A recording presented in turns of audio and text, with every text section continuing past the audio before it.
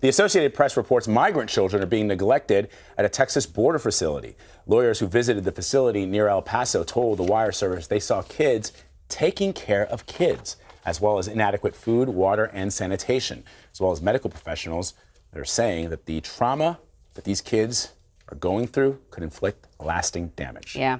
So for more on this, CBS News correspondent Mireya Villareal is joining us now. When I heard just some of the details, not all of the details, Mireya, I just found it incredibly disturbing. 10-year-olds taking care of toddlers. And this has everything to do with the separation of families. It's still happening. So we need to put that out there. It is still going on right now. The team actually visited a facility in Clint, Texas, close to the Mexico border, which is about 25 miles southwest or southeast, of El Paso. Now, one researcher told us that more than a dozen children had the flu. On top of that, we saw that some of them were being quarantined in cells without adult supervision. There were young girls that were taking care of a sick 2-year-old that was filthy and in just a diaper. Also, the children said that they were fed uncooked frozen food and had been going weeks without any sort of bathing.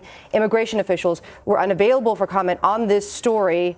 But, you know, we've heard for months them saying that this has been a situation where their system is overwhelmed. Right now, apprehensions in El Paso are at an all-time high. What we're seeing is that they have spiked 600% since last year. And then in May, the inspector general came in and actually said that there was a danger to the people that are being held in some of these detention facilities because there is so much overcrowding. People are packed into these migrant cells.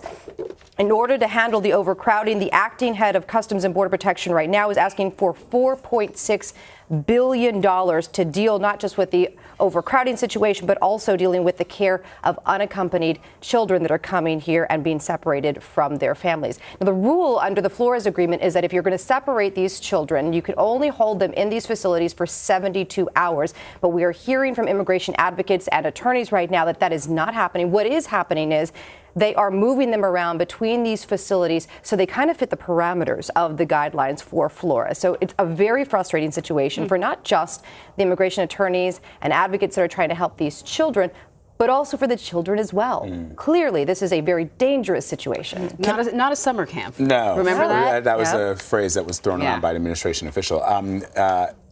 Here's a question, and I think some people are going to be wondering. You've been covering this for quite some time.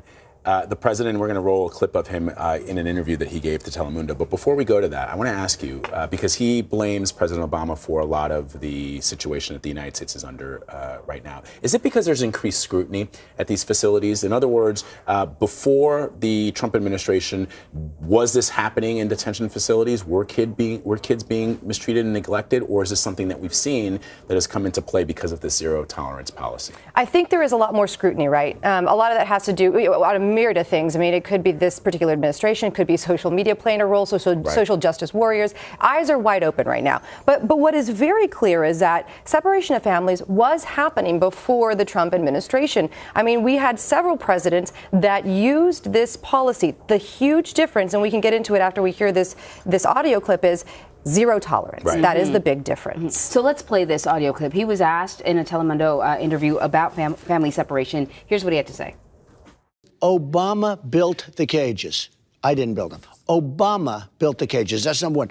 Obama separated. I'm the one that did a presidential order bringing the parents together.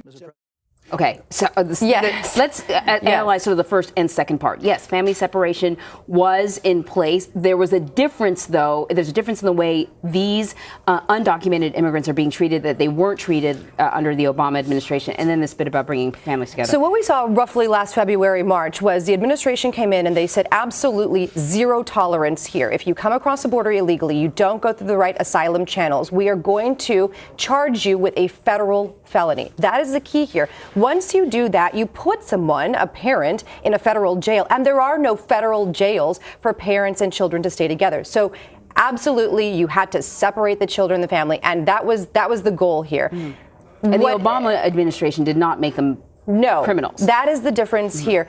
Previous administrations did have separation of families, and there is still separation going on right now, but it is reverted back to the way it was before the Trump administration came in and implemented zero tolerance.